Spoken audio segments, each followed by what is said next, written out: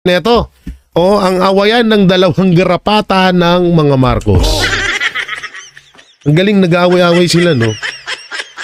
Si John Vic, si John Vic, si versus Trillanes, 'di ba? Oh, dalawang garapata din 'yan eh. Garapata 'yan ni garapata ni Ma'am Shitars, tas garapata ni Marcos Jr. Oh, so ngayon eto rin nag-aaway si Toby Tiangco tsaka si Benny Atrasabante.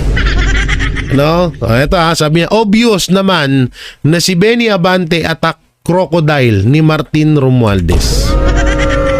Ngayon din naman Toby Tiangco, obvious din na attack crocodile ka din ni Marcos Jr. Biruin mo, pinaikot-ikot mo kami. Hanga pa naman kami nung una sa'yo. Tapos, bigla mong pinamukha sa amin na tanga-tanga ka. Bakit ko ba nasabing tanga-tanga si Toby Tiangco? Ganito.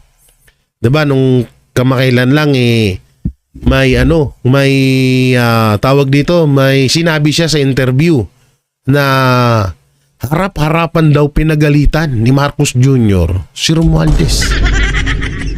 At hindi daw kabilang si Marcos Jr. sa mga ninakaw ni Martin Romualdez. Excuse me. Nuubo pa rin tayo. So doon, napagtanto ko na, ay, boplak din pala to. Hindi mo ba naisipan, Congressman Toby Tiangco, na palabas lang ng magpinsan yun na para maipamukha sa'yo na hindi talaga kasabwat si Marcos Jr. sa mga nakawan ngayon? Ay, naku, Kong Toby. O baka naman palabas nyong tatlo to. No? Mga banateros, no? Excuse. Sipin nyo maigi yun. Hindi kaya palabas lang nila Toby to. Ay sige, iano kita. Ang ipagtatanggol ko, si Marcos Jr.